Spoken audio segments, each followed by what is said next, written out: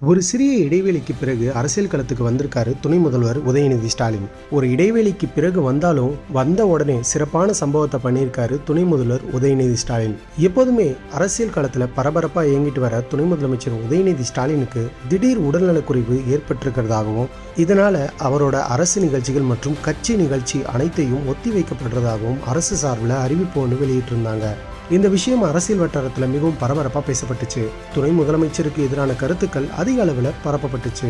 உதயநிதி ஸ்டாலின் கடைசியா ஜூன் 1ஆம் தேதி மதுரையில் நடந்த திமுக பொதுக்குழு கூட்டத்தில் கலந்துகிட்டாரு. அப்பவே அவருக்கு லேசான உடல்நிலை குறைவு இருந்ததாகவும், இதனாலதான் மாஸ்கோட பங்கேற்றதாகவும் சொன்னாங்க. அதே மாதிரி அவர் பொதுக்குழு கூட்ட மேடையில உட்காராம கீழ் வரிசையில அமர்ந்திருந்ததை பலரும் குறிப்பிட்டு பேசியிருந்தாங்க.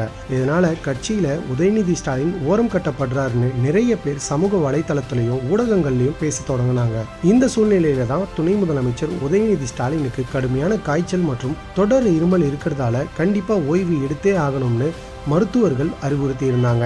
இந்த காரணத்தினால தான் அரசு சார்பில் நடந்த கலைஞர் கருணாநிதி அவர்களோட 102வது பிறந்த நாள் நிகழ்ச்சிகள்லையும் உதயநிதி ஸ்டாலின் கலந்துக்காம தவிர்த்திருக்காரு. இதனால உதயநிதி ஸ்டாலினுக்கு கொடுத்த முக்கியத்துவம் குறைஞ்சு போச்சு. கட்சியிலிருந்து கூடிய சீக்கிரம் ஓரங்கட்டப்படுவார் அப்படின்ற எதிர்மறையான கருத்துக்கள் சமூக வலைதளங்கள்ல பேசப்பட ஆரம்பிச்சது. இதற்கிடையே உதயநிதி ஸ்டாலின் தன்னுடைய வழக்கமான பணிகளில் ஈடுபட தொடங்கியிருக்காரு. அதன்படி உலக சுற்றுச்சூழல் தினத்தை முன்னிட்டு தூய்மை இயக்கத்தின் சார்பில் குப்பைகளை மறுசுழற்சி செய்வதற்காக அவற்றை சேகரிக்கும் பணிகளை நேரா போய் ஆய்வு செஞ்சிருக்காரு. இது சம்பந்தமா பத்திரிகையாளர்கள் கிட்ட பேசும்போது முதலமைச்சர் உத்தரவுப்படி தமிழகம் முழுவதையும் தூய்மையாக்க தூய்மை மிஷன் எனும் சிறப்பு திட்டத்தை சிறப்பு திட்ட செயலாக்கத்துறை மூலமா செயல்படுத்த இருக்கிறதாகவும், இதனால 38 மாவட்டங்களில் உள்ள அரசு அலுவலகங்களில் குப்பைகளை சேகரிக்கும் பணியை தொடங்கி வச்சிருக்கிறதாகவும் சொல்லியிருக்காரு. இது மட்டும் இல்லாம 2 நாட்களில் 30 டன் அளவுக்கு குப்பைகள் சேகரிக்கப்படுவதாகவும், அந்த குப்பைகளை ஒழிக்க வழிகாட்டு நெறிமுறைகள் ஆட்சித் தலைவருக்கு வழங்கப்பட்டுள்ளதாகவும் கூறியிருந்தாரு. அரசு அலுவலகங்கள் இங்கே ஒரு 10 வருஷமா நிறைய குப்பைகள் இருக்கு. அல்லாம அது தப்புன்னு சொல்ல மாட்டேன். இது ஒரு நெக்லிஜென்ஸ், அவ்வளோதான். இது டெய்லியும் யாரும் பண்ண முடியாது.